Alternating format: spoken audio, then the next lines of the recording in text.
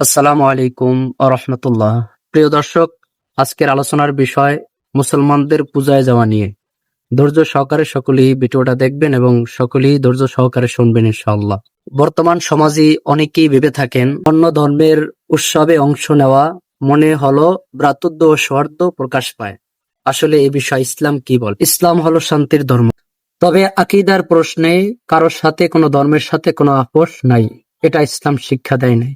আল্লাহ রাব্বুল আলামিন কুরআনুল কারীমে স্পষ্টভাবে ঘোষণা দিয়ে বলেন, তোমরা তাদের উপাস্যদেরকে গালি দেও না, অথচ তারা অজ্ঞতাবশত তোমাদের আল্লাহ রাব্বুল আলামিনকে তারা গালি দেয়। তো এ থেকে বোঝা গেল সম্মান বজায় রেখে আলাদা থাকা অবশ্যই জরুরি। তো এখন আলোচনা করা যাক তাদের ইবাদত এবং তাদের উৎসবের মধ্যে মুসলমানদের শরীক হওয়া নিয়ে। হিন্দু ধর্মের উৎসব যেরকম কালী পূজা, দুর্গা পূজা ইত্যাদিতে গিয়ে শরীক হওয়া, অংশীদার হওয়া মানে তাদের ধর্মীয় আচারে শরীক হওয়া। আল্লাহর নবী বিশ্বনবী মুহাম্মদ রাসূলুল্লাহ সাল্লাল্লাহু আলাইহি ওয়াসাল্লাম এই বিষয়ে বলেছেন, যে ব্যক্তি কারো সাদৃশ্য গ্রহণ করবে সে সেই দলের অন্তর্ভুক্ত। প্রতিবেশী হিন্দু হলে তার খোঁজখবর নেওয়া, তার অসুস্থতা দেখতে যাওয়া, এতটুকু মুসলমান করতে পারে।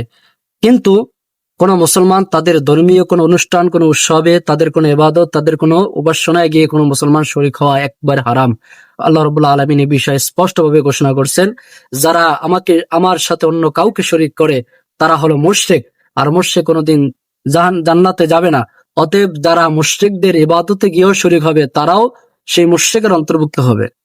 তাই আমাদের করণীয় হলো আমরা তাদের সাথে ভালো আচরণ করব, তাদের সাথে ভালো ব্যবহার করব, কিন্তু তাদের কোনো ইবাদত, তাদের কোনো উপাসনায় আমরা ইনশাআল্লাহ কেউই শরীক হব না। তো আসুন আমরা আমাদের ঈমানকে অটুট রাখি, আমরা আমাদের ঈমানকে মজবুত করি এবং আল্লাহ রাব্বুল আলামিন আমাদের সবাইকে এই সমস্ত শিরকি কাজকর্ম থেকে হেফাজত দান করুক।